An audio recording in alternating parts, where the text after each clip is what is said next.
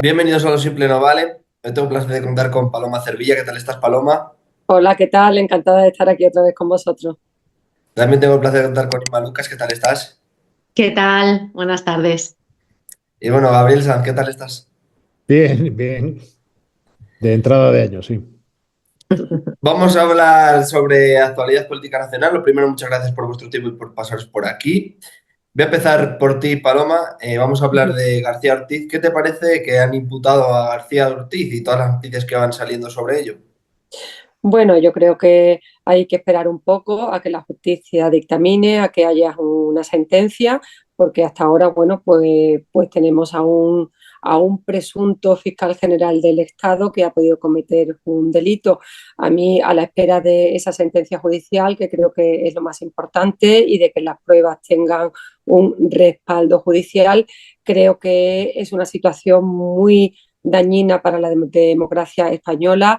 Creo que es una situación inédita y que sobre todo, independientemente yo creo de que sea culpable o no, ya hay algunas pruebas que indican que se ha presuntamente utilizado los datos de un particular para filtrarlo para una operación, pues yo tengo que decir que es de política y política para cargarse a Isabel Díaz Ayuso.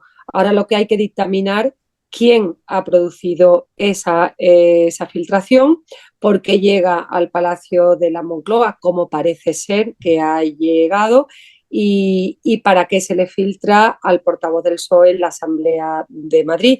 Yo creo que lo más importante es que la justicia dé claridad y ponga foco en todas estas indicios que estamos viendo. Yo siempre digo que quiero esperar a la justicia. Yo no quiero hacer un pronunciamiento político sobre una cosa que todavía no está juzgada, pero ciertamente que el fiscal general del Estado esté cuestionado en la democracia española, yo creo que hace un gran daño a la fiscalía. A mí no me gusta entrar en valoraciones sobre cosas que todavía no se juzgan, pero yo sí estoy preocupada por la imagen de la justicia de España, por la imagen de la Fiscalía General del Estado, y lo más importante es que se clarifique cuanto antes esta situación. Inma. Pues la verdad es que en todo lo que ha dicho Paloma yo coincido, ¿no? Yo creo que tenemos que ser prudentes, que deben avanzar esas investigaciones, que evidentemente si el ámbito periodístico tiene ya conocimiento de cómo hubo esa filtración y están saliendo informaciones periodísticas que cubren todo ese relato de cómo llega, de dónde llega ese email y, y la información que en eso se contiene, pues considero que al final a la justicia es a la que le toca investigar, ¿no? El fiscal general ha negado por activa y por pasiva en todos los medios de comunicación, en la entrevista que dio en el canal 24 Horas en la noche con Xavier Fortes, ¿no? Que le hizo la pregunta directa y negó que él, bueno, lo primero que dijo es que él no se dedicaba a esos asuntos. El email podría haber salido de cualquier ordenador de la Fiscalía, no tiene por qué ser el fiscal general del Estado, pero sí que es cierto que la Fiscalía como tal, que tiene que velar por el interés general también de los ciudadanos cuando acudimos a esa justicia, pues se pone en entredicho. Entonces, yo creo que se ha de aplicar también la misma vara de medir para todos, es decir, en qué momento alguien tiene que dimitir o hacer un paso a un lado si dentro de una investigación que sigue su curso es imputado, es investigado, no es acusado, todavía no se ha sentado en un banquillo de los acusados, ¿no? Es evidente que tampoco es el mismo cargo político o cargo, ¿no? Porque al final es una figura del Estado. El fiscal general es una figura notoria y pública. No es lo mismo que un político, en este caso con Ábalos, se le apartó directamente de cualquier responsabilidad y vinculación, ¿no? con el Partido Socialista. Y creo que al final evidentemente es muy grave en democracia que pasen estas cosas y se pongan en entredicho qué ha pasado o la actuación del fiscal general del Estado, pero creo también que hay que poner en una balanza, ¿no? Y decir, bueno, pero ¿por qué ha pasado esto y qué ha pasado? Yo creo que el acoso y derribo político es notorio y está patente, sea contra Isabel Díaz Ayuso, sea contra Pedro Sánchez. Es decir, esto es así y así lo estamos viviendo en los últimos años. Pero aquí lo que tenemos es un ciudadano que reconoce un fraude fiscal. Entonces, y un fraude fiscal relacionado con un momento, yo creo que tras la guerra civil, el momento más grave que ha vivido España, y que es en una pandemia, y que hizo negocio con unas mascarillas que por aquel entonces nos tapábamos la boca con cualquier cosa porque no teníamos nada, porque los médicos no tenían mascarillas. Entonces creo que hay negocios, en este caso, que un ciudadano se puede equivocar y defraudar a Hacienda por equivocación, y por lo tanto rectificar sus declaraciones de renta como cualquier otro vecino, pero también hay que tener en cuenta qué tipo de negocios y cómo se estaban haciendo esos negocios. Bueno, políticamente puede ser así, Inma, pero en términos penales da igual que esas comisiones sean de las mascarillas o de la venta de coches. Quiero decir, Sí, por supuesto. a esos efectos da igual. A ver, yo creo que aquí se están mezclando dos cosas. Digo, se está mezclando no en este programa, sino en general. Uno es los posibles delitos que haya podido cometer Alberto González Amador, que serán penados o investigados o no, en fin, eso tiene otra vertiente. Y de lo que estamos hablando aquí es de que nada menos que la figura del fiscal general del Estado, que es en quien reside el diseño y la ejecución de la política anticriminal del Estado, ¿no? Del gobierno del Estado, sometido a nada menos que acusaciones por revelación de datos de un particular que no puede revelar en nadie en ninguna parte del proceso penal. No sé si viene él o viene alguien ordenado por él.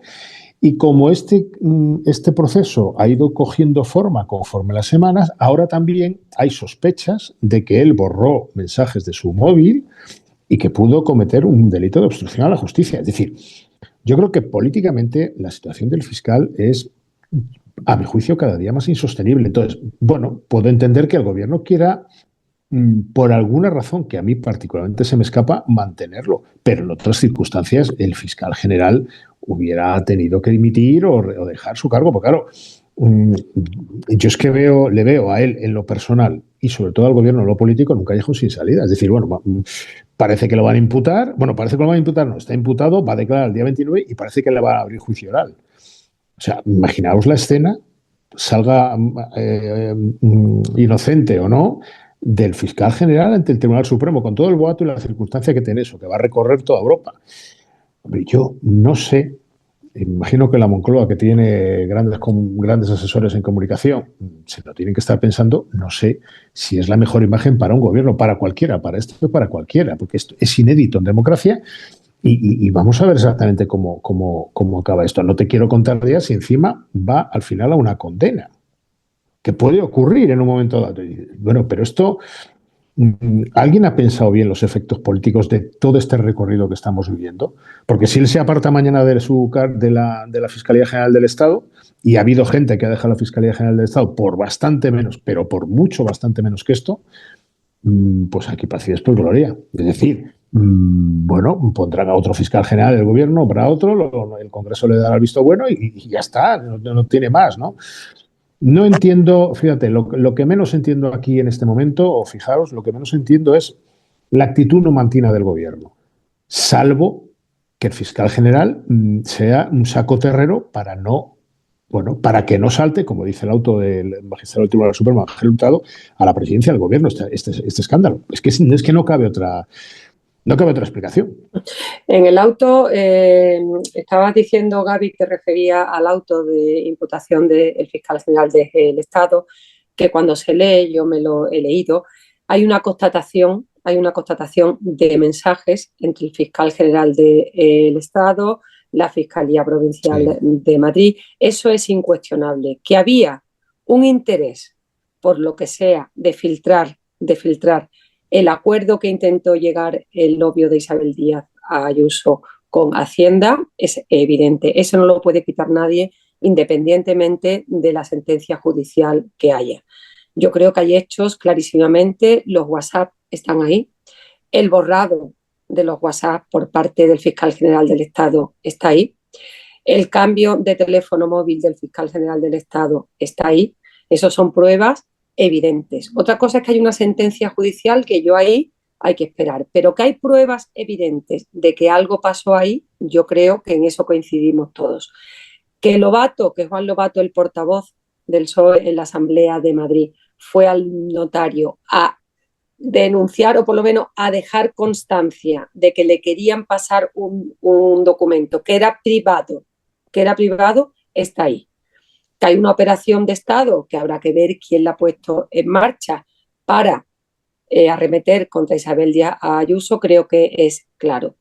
Y luego Isma ha dicho una cosa que yo estoy de acuerdo con ello, el negocio que parece ser supuestamente ha hecho el novio de Isabel Díaz Ayuso en plena pandemia, pues fíjate tú el negocio que han hecho Ábalos, Aldama, Coldo, mientras todos estábamos encerrados en nuestras casas. Aquí había vicepresidentas de Venezuela que llegaban a Barajas, aviones que no se sabían qué traían, tramas de hidrocarburos que entraban en España cuando estábamos todos en nuestras casas y no podíamos entrar. En la pandemia se han hecho negocios de mucho dinero, mientras todos estábamos encerrados en nuestras casas y no podíamos salir a ningún sitio, con lo cual yo creo que aquí en los próximos meses se van a saber muchas cosas que han pasado en este país y que van a arrojar muchas sorpresas para todos. Irma, ¿quieres decir algo que han dicho tus compañeros Gabriel y Paloma? Yo creo al final también hay una parte en la que es evidente que si el fiscal general del Estado, llegados a este punto, ¿no?, en el que hay las filtraciones, como decía Paloma, hay ese cambio de teléfono, él ha negado la mayor. Si da un paso al lado y dimite, como estaba diciendo también Gaby, que lo que debería hacer es dimitir, yo creo que quizás a lo mejor sería lo más honesto teniendo en cuenta el cargo, ¿no? Pero también es una manera, comunicativamente hablando, sin entrar en los argumentos, de reconocer que algo hay, ¿no? Es decir, nos da a todos, cuando alguien deja su cargo, no estamos acostumbrados tampoco en este país a que cuando se abra una investigación, la persona en cuestión, lo digo porque casos de corrupción los ha habido a mansalva en este país, desgraciadamente, no estamos acostumbrados a, nos apartamos y dejamos el cargo. Y yo creo que sí que es cierto que aquí deberíamos delimitar lo que es un cargo público, que en este caso creo que va con el cargo de si estás siendo investigado, no puedes ejercer como servidor público.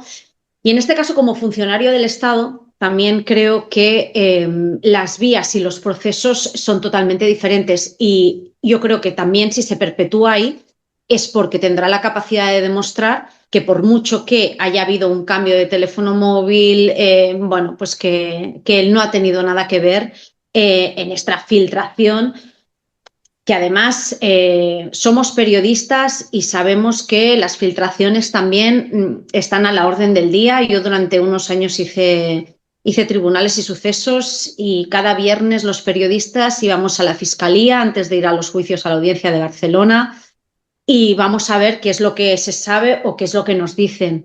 Y es evidente que un caso como este, del novio, la pareja de un cargo público, me da igual quién sea, en este caso es el de Isabel Díaz Ayuso, iba a dar para mucho y que es una filtración, pues que bueno, que evidentemente se puede colgar la medalla a aquellos medios que fueron los primeros y que también se han tenido que sentar a dar explicaciones ante el juez en publicar la noticia.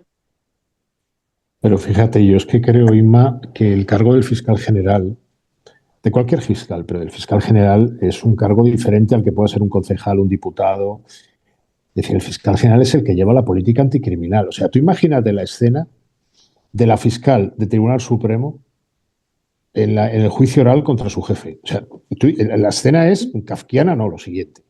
Por eso te digo que hay una cuestión de al fiscal general y a otros altos cargos, pues estoy pensando en el presidente del Tribunal Constitucional, el propio presidente del Gobierno, o sea, la presidenta de las Cortes, el presidente del Senado, es decir, son cargos que no pueden estar sujetos a la más mínima sospecha. Es que chirría por todos los lados, ¿no? Y luego da la impresión con el tema, y si queréis enlazamos luego, con el tema este de lo de acabar con la acusación popular. No acabar, pero sí restringirla mucho.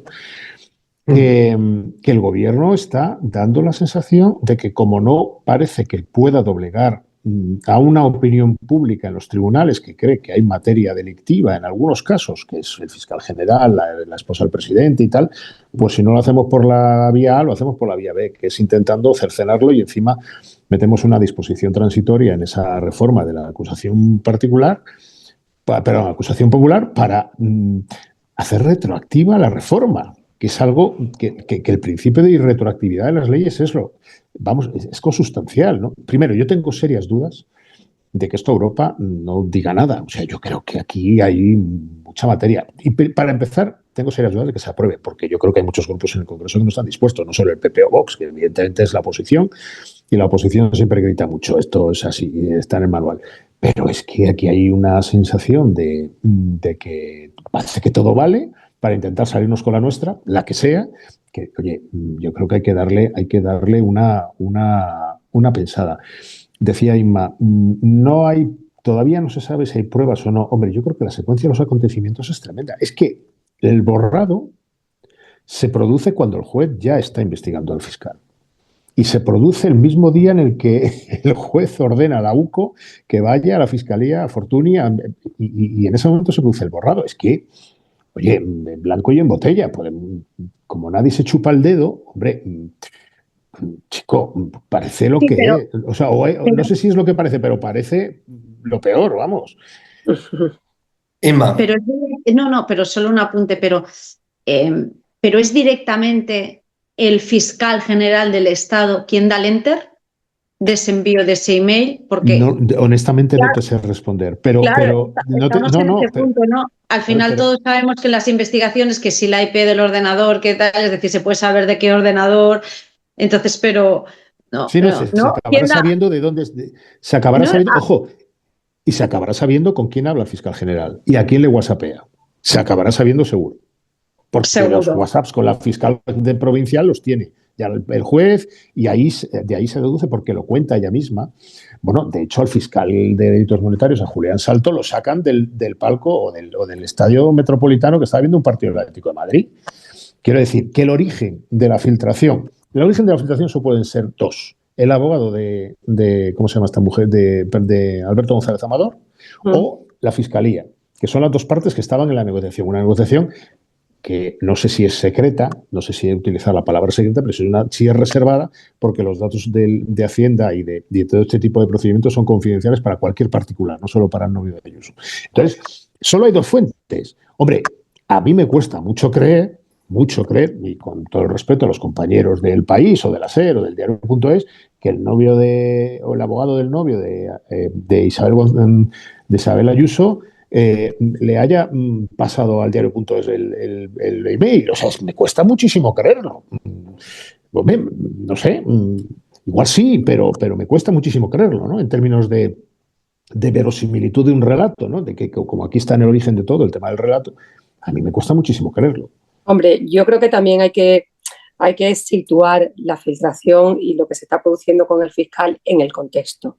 Esto se produce en un contexto en el que aparecen graves casos de corrupción para Pedro Sánchez, el gobierno y su entorno. Al gobierno y al Palacio de la Moncloa le venía muy bien filtrar un caso que perjudicaba al Partido Popular. Yo creo que eso, la gente que estamos en el periodismo, sabemos un poco, y en la política, la secuencia de hechos que están pasando en este país, y si eso se une a lo que comentaba Gaby del intento de que las informaciones periodísticas no sirvan para abrir una investigación sobre casos sospechosos, me parece gravísimo, porque nosotros como periodistas tenemos que defender el trabajo que hacemos, que algunas veces lo haremos mejor, otras veces lo haremos peor, pero que lo que se ha hecho en este último año, por acotar, ha dado pie a que se conozcan muchas cosas de la corrupción que afectaba al entorno del presidente, que si él no hubiera tenido nada que ver, lo que hubiera tenido que decir era que se investigara y que se supiera todo lo que estaba pasando. Y lo que se está intentando es cercenar la investigación de los jueces, porque en este país las únicas personas que están defendiendo la democracia, la información, el periodismo y la verdad son los jueces y los periodistas. Y entonces hay que ir a obstaculizar el trabajo de jueces y de periodistas, con lo cual, en este contexto en donde se está produciendo toda esta corrupción, pues claro, lo que parece ser es que esta operación beneficiaba al Partido Socialista, a Pedro Sánchez, porque intentaba poner también un caso de corrupción de una presidenta de una comunidad que, además del novio de la presidenta, que cuando sucedieron los hechos no era ni siquiera su novio. O sea que fíjate qué operación tan enrevesada para intentar implicar al Partido Popular, que ha tenido sus casos de corrupción, porque aquí ha habido corrupción para todos los partidos. Ha habido corrupción para el Partido Popular, ha habido corrupción para el Partido Socialista y ahora hay graves casos de corrupción que afectan al Partido Socialista. Y a mí me da que lo que se ha intentado es sacar algo para intentar embarranar el terreno de juego para que parezca que la corrupción afecta absolutamente a todos los partidos. No sé si queréis decir algo más del tema, si no, si queréis pasamos también a lo de la acusación popular. Inma, ¿qué te parece también lo que se quiere llevar a cabo? Porque sé que no hablas tú. Bueno, yo creo que es un tema que está muy verde, creo que también debe seguir su curso. Al final también considero que el gobierno no se puede hacer un traje a medida, ¿no? Pues me han pasado estas cosas, pues ahora legislo para que estas cosas no me pasen. Yo creo que al final cuando se legisla y depende de todo el Congreso en su conjunto, es por el bien común, ¿no? No para hacerte un traje a medida. Dicho esto, también pienso que los jueces no se pueden quedar solo en recortes de periódico, ¿no? Entonces hay que saber también cuáles son aquellos recortes de periódico. Es decir, yo creo que tenemos que defender la profesionalidad periodística, ¿no? Y cuando tienes unas fuentes, nos acogen los artículos de la Constitución en el que podemos no revelar si no queremos, ¿no? Pues ante la justicia, ni ante la justicia o cuando un juez lo requiera, si hay algún acto delictivo, no tenemos por qué revelar las fuentes, pero sí poder demostrar que estamos haciendo una investigación.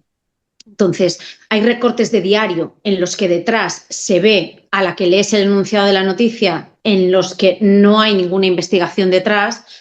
Y creo que de la misma manera que a nosotros profesionalmente se nos pide de dónde ha salido esto, cómo ha salido esto, cómo se ha llegado, cómo no se ha llegado, cuál es la información que damos, cuánto tiempo llevamos trabajando en ella, a través de cuántas personas nos ha llegado, cuántas fuentes tenemos para contrastar esa noticia, hay una investigación detrás. Y que hay una investigación detrás es fácilmente demostrable periodísticamente sin necesidad de revelar las fuentes. Entonces también creo que en el ámbito judicial no se puede quedar solo en, bueno, vamos a ver unos recortes de diario, que al final este es el titular con el que nos quedamos, ¿no? Con lo de la acusación popular. ¿Que puedan o no los partidos políticos estar al frente de una acusación? Bueno, todos sabemos que hay partidos políticos que no tienen visibilidad o notoriedad, que también han utilizado el tema de la acusación particular, la acusación popular, como para visibilizarse, ¿no? Entonces, yo creo que hay que ser rigurosos. En todo hay que ser rigurosos, tanto en la manera de legislar como legislamos y sobre todo que sea lo que he dicho, ¿no? Por el bien común y no porque ahora tengamos este u otro caso. Creo que se debe legislar, evidentemente, por el bien común. Y también lo han hecho como proposición no de ley, no como proyecto de ley. Por lo tanto, aquí hay unos informes que avalan también los proyectos de ley, ¿no? Es que pase por el Consejo General del Poder Judicial, por el Consejo de Estado, es decir, que hay unos informes judiciales que lo avalen. Y en este caso sí que todos los jueces han puesto en tela de juicio esta propuesta. Es que, a ver, yo creo que todo esto nace del mantra, un poco, yo creo que interesado, de que en España hay lawfare, ¿no? Cosa que Europa no, Europa niega y, por ejemplo, las asociaciones judiciales también. Es decir, en España puede haber jueces prevaricadores y jueces corruptos, como hay periodistas y políticos corruptos, quiero decir. Esto es así. Pero yo creo que la justicia en su conjunto, como el periodismo, como la política en general, durante los últimos 50 años, ahora que estamos celebrando el medio siglo de la muerte de Franco, ha contribuido a hacer una sociedad más sana y con un espíritu crítico y una sociedad generalmente informada. Yo no creo que los jueces se guíen solo por recortes de prensa. Mira, el ejemplo de Santiago Pedraz. El otro día el Partido Popular, de forma sorpresiva, cuando empezaba todo el tema de Ábalos y Coldo, va donde el tribunal, donde la Audiencia Nacional a denunciar a la señora esta Carmen, no me acuerdo cómo se apellida, que había, bueno, no era Carmen, en aquel momento era un empresario anónimo que decía que había llevado una bolsa de dinero a Ferraz, ¿vale? Y solo había un recorte de prensa, que es que alguien lo había contado, ¿no? Creo que los compañeros de Oyetti lo habían contado con sus fuentes. Bien. A partir de ahí, Santiago Pedraz le dice al Partido Popular, mira, tengo que archivar esto porque esto no va a ningún lado. Luego tendrá otro recorrido porque, bueno, ya se ha descubierto que es una empresaria, en fin, ya ha salido en varios medios de comunicación, etcétera, etcétera. Pero en ese momento Pedraz hizo lo que había que hacer. No había más que un recorte y una denuncia anónima en un medio de comunicación. Quiero decir con esto, no existe lawfare como tal. Y cuando ha habido lawfare, que alguno caso ha habido, por ejemplo, en el caso de Victoria Rosell, la que era diputada de Podemos, que era jueza en Gran Canaria, que la persiguió otro juez, ese juez está ahora mismo en la cárcel. Quiero decir que el sistema judicial español, que tiene muchos defectos, es lento, pero es autodepurativo. Y además es un sistema de instancias en el que ningún juez tiene la última palabra hasta que llega al Tribunal Supremo. Hay una casación, es decir, es un proceso lento, pero habitualmente seguro. Sin la acusación popular, vamos a ser honestos, ni se hubiera investigado el GAL, ni se hubiera investigado Filesa en la época de Felipe González, ni lo del yerno del rey, el caso Nos, que llevó a Urdangarín a la cárcel, ni estaríamos hablando de la Gürtel, en el caso del PP, etcétera, etcétera. Por eso yo cuando, tanto el PP antes, en el año 17, y el PSOE antes que ellos, en el 12 creo que fue con Zapatero, no, en el 12 no, en el 9 con Zapatero, como ahora el PSOE otra vez con Pedro Sánchez, cuando dicen vamos a acabar con o no acabar, pero vamos a reformar la acusación popular para acabar con los abusos porque hay mucha difamación, cuando yo oigo eso me echo la mano a la cartera. Me permitís la broma, porque no me acabo de creer nada. Lo han utilizado los dos de forma inmisericordia contra el otro. La última vez, hace apenas una semana, justo antes de presentar la reforma de la acusación popular, lo hizo el propio PSOE contra Miguel Ángel Rodríguez. A ver, y me imagino que si no hay más allá de lo que son las acusaciones de un partido político determinado, ponerla así que queráis, pues el juez de turno ya, bueno, pues venga, a la archivado y fuera. Yo creo que esto es un escándalo, una posición, en este caso la del gobierno, muy interesada, lo decía ahora Inma, en el sentido de que, bueno, que hay de lo mío, ¿no? Voy a intentar cortocircuitar toda la avalancha que viene, porque claro, el gobierno está muy asediado.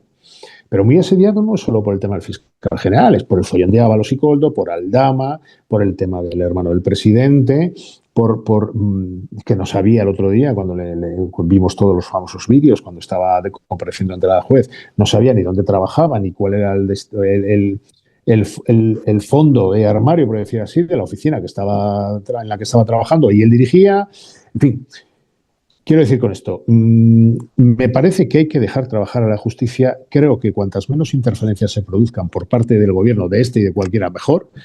Y no me gusta nada el cariz que están tomando los acontecimientos, porque parece que aquí se legisla con nombres y apellidos. Primero se legisló la amnistía. Bueno, primero antes la sedición y la malversación. Luego la amnistía con nombres y apellidos clarísimos, empezando por Carles Puigdemont, y ahora se legisla el tema de o se reforma o se intenta reformar la acusación popular, porque, oh casualidad, el hermano del presidente está en el banquillo, la esposa del presidente está en el banquillo, el fiscal general está, yo creo que algo más que en el banquillo. En fin, a mí me preocupa esta deriva. No me gusta la palabra, pero sí, yo creo que es una deriva. Yo, desde luego, sí que me voy a poner firme cuando se quiera hacer una causa general contra el periodismo de este país. Los que somos más veteranos, Gaby, tú y yo ya llevamos muchos años en esta profesión, sabemos que hay veces que acertamos y otras que nos podemos equivocar. Pero con carácter general, la profesión periodística de este país ha sido una profesión que ha sacado importantes casos de corrupción, tanto del Partido Popular, la Gürtel, tanto del Partido Socialista, los ERES de Andalucía, que fueron muy importantes, y muchos de esos casos han sido gracias a la prensa de este país. Si la prensa de este país se equivoca, los jueces están para decir eso no es así, eso no es cierto, y a archivar todas las causas. Gracias a las informaciones de Objective en el periódico en el que yo trabajo, en el que luego se han sumado el Confidencial, el Debate, el Mundo y mucha prensa, estamos sabiendo todo lo que se sabe ahora. Y todo lo que se sabe ahora está siendo investigado por los jueces. Algunas cosas serán ciertas y habrá pruebas, y a lo mejor otras cosas no. Se habrá acertado en algunas cosas, evidentemente se habrá errado en otras. Como todos, igual que los políticos, algunas veces aciertan y otras veces no. Pero yo creo que la prensa de este país se tiene que poner firme contra el intento de hacer una causa general contra el periodismo en este país, que no lo podemos consentir. Entonces yo haría un llamamiento a toda la prensa a que deje el activismo político y se sitúe al lado del trabajo de investigación y del trabajo serio que se ha hecho siempre en este país. Inma. Pero Paloma, mira, eso solo es posible si eres económicamente libre, porque al final, para poder investigar, tienes que tener también detrás un medio potente, no solo sin miedo y valiente, ¿no? Como para sacar casos como ahora mencionabais, como los ERE de Andalucía, la Gürtel, cualquier caso de investigación. Es decir, el caso Palau de la Música aquí que desmembró a Convergencia y Unió en su día. Hace falta también detrás poder ser libre, y para ser libre solo necesitas dinero, mucho dinero, ¿no? Porque luego te das cuenta que todo lo que puedas hacer afecta. De hecho, de la misma manera que si te posicionas cuando vas a una mesa de debate, pues dejas de ser periodista, ¿no? Y eres el partidario o afín a este partido o a este otro, ¿no? Yo creo que es complicado. Y pienso como tú que hay que defender nuestra profesión y hay que poner en valor todas esas investigaciones que se puedan hacer, ¿no? Y que sean evidentemente objetivas y rigurosas, porque también solo así, solo teniendo una prensa libre, podemos tener también una prensa rigurosa, podemos tener una democracia sana, ¿no? Que es lo que al final necesitamos, porque hacemos gala de la Constitución que tenemos, ¿no? Y a veces también se piensa o se dice que se ha de reformar, y algunas cosas se han reformado y se han puesto de acuerdo los partidos, como el artículo 49 de la Constitución, para cambiar el disminuido por discapacidad, ¿no? Y yo creo que evidentemente hay cosas en las que vamos muy lentos, pero nos lo tenemos que creer todo. Y muchas veces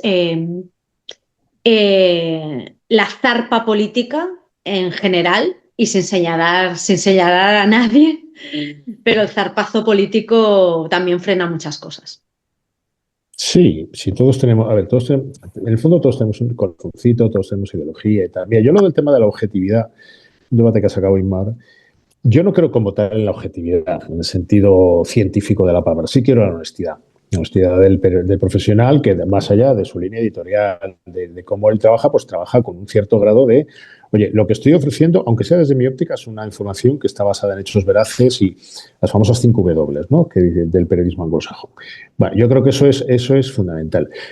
Aquí el problema que se corre siempre que un gobierno ha estado en apuros, y yo que he vivido, y Paloma también, en la época de Felipe González final, o la época final de Rajoy, sabes perfectamente por dónde va el aire. ¿Cuándo empiezan los problemas del PP con la acusación popular? En 2017, cuando estaba ya atiborrado de Gürtel. ¿Cuándo tiene los problemas Felipe González con eso que bautizó como el sindicato del crimen, los periodistas aquellos veteranos, que la mayoría están muertos ya también, Paco Umbral, etcétera, etcétera. Pues cuando empieza a estar el PSOE asediado y el gobernador del Banco de España en la cárcel, el director general de la Guardia Civil huido en Tailandia y el GAL pues, por sus fueros. ¿Entiendes? El GAL, el terrorismo de Estado. ¿Y cuándo está teniendo problemas el gobierno de Pedro Sánchez? Pues hombre, o casualidad, que el mismo día en que Patxi López presenta la proposición de ley de reforma de la acusación popular es el día en el que se descubren los vídeos, bueno, se descubren, no, se publican los vídeos del hermano del presidente balbuceando ante la jueza porque no sabe para quién dónde trabaja y cuál es su cometido, etc, etc.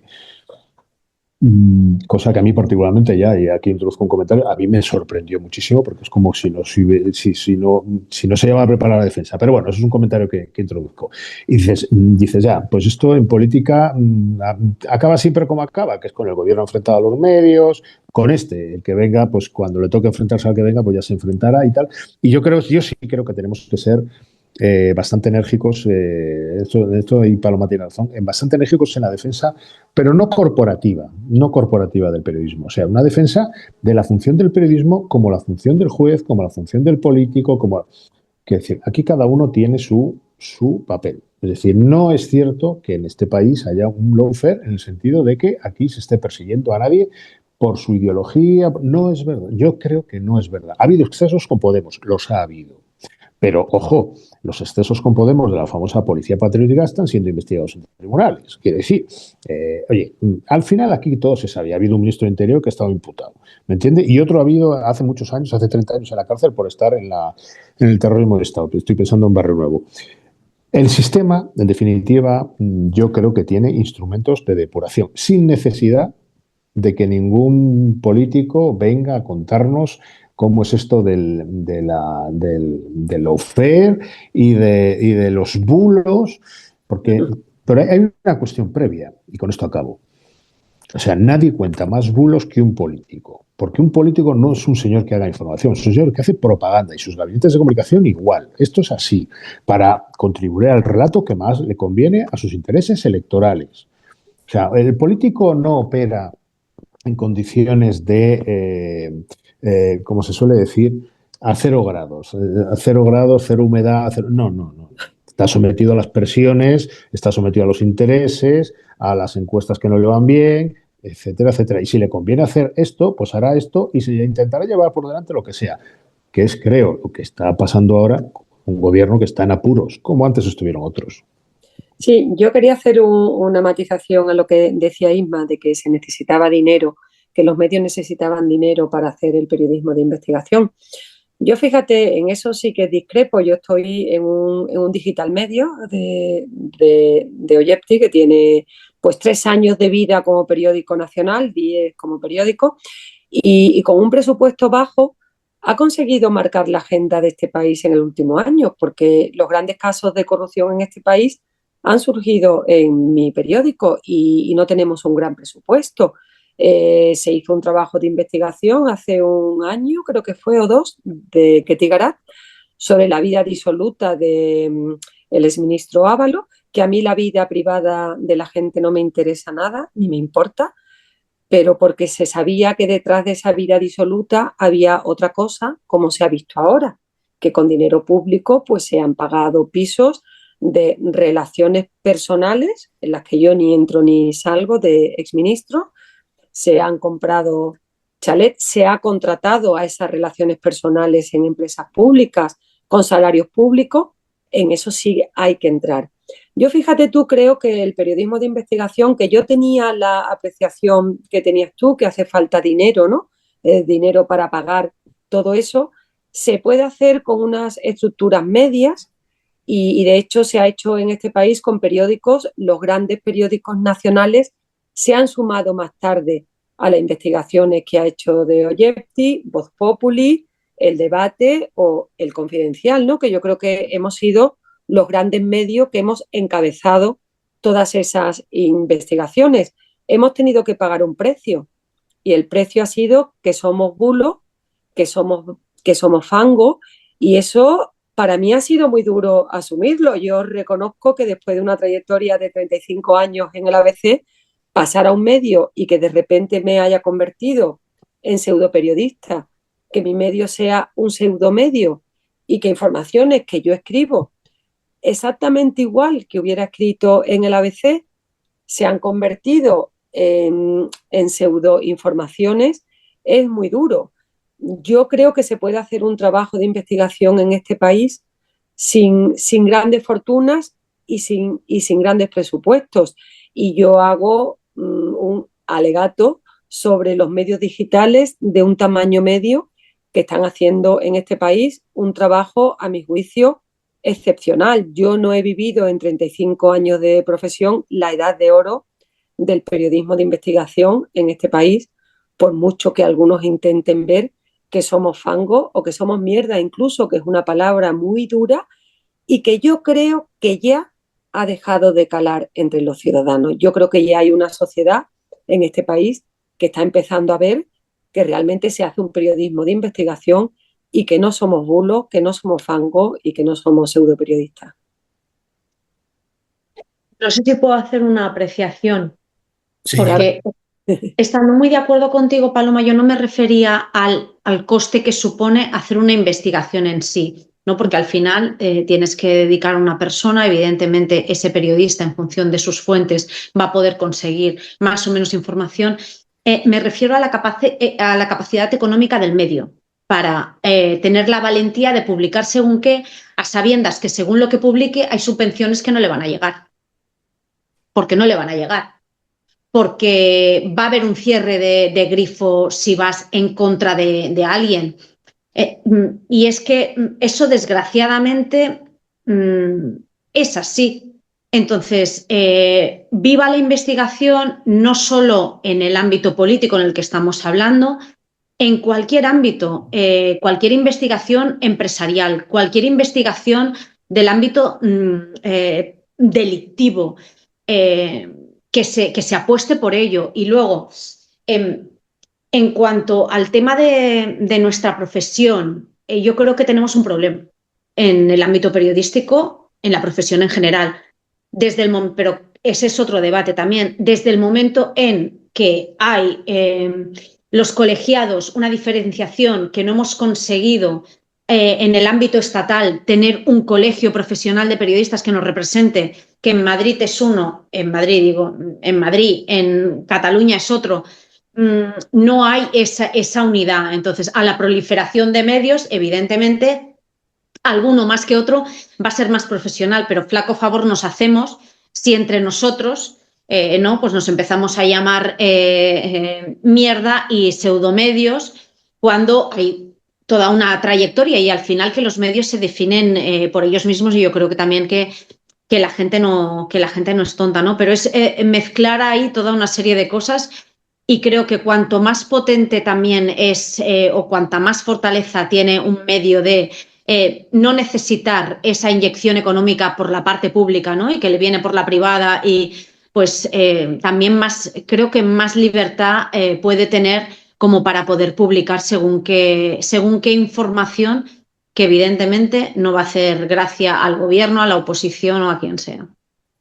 Fíjate que yo creo que los medios tradicionales, en tanto que se construyeron o se erigieron en grandes prescriptores de opinión y de información, con enormes plantillas y enormes gastos, acabaron siendo grandes transatlánticos, que como bien sabéis, los transatlánticos tienen una característica en común, que es que para dar la ciaboga lo tienen muy complicado. Sin embargo, un medio pequeñito, el Joctective, Voz Populi, incluso el Confidencial, que son medios nativos digitales, lo tienen relativamente más fácil. Oye, que me quitan esta subvención, pues como se suele decir, paso el cepillo por otro lado, ¿no? Es decir, es un poco como el paquidermo y la hormiga. La hormiga tiene una cintura más ágil para virar que un paquidermo, ¿no? Y los grandes medios de comunicación, los periódicos, y no solo periódicos, televisión y tal, lo tienen más complicado porque sus gastos están mucho más vinculados a campañas institucionales que dependen, como bien sabéis y lo sabe todo el mundo, del poder político, ¿no? Y en ese sentido, bueno, yo creo en la prensa digital. Fíjate, yo soy Galaxia Gutenberg, como creo que los tres que estamos aquí hoy, yo por lo menos de 30, casi 40 años que llevo en la profesión, 30 y me la he pasado en la galaxia Gutenberg, imaginaos, ¿no? Ahora estoy como vosotros, un poco en el tema televisivo, radio y tal, y combinando con el tema de los nativos digitales. O sea, para mí todo esto es una novedad y me llega al final de mi carrera, pero creo que tiene mucho que aportar, en tanto que es, no voy a decir más independiente, no es que sea más independiente, yo creo que es menos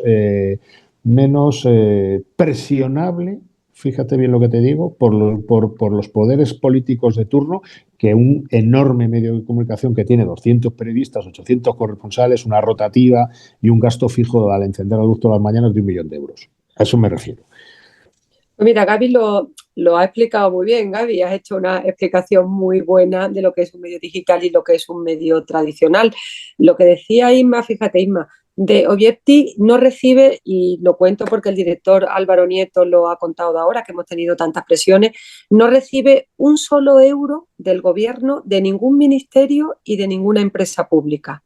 Nos acusan de que Ayuso financia de Objective. La publicidad institucional de la Comunidad de Madrid de Objective es 35.000 euros.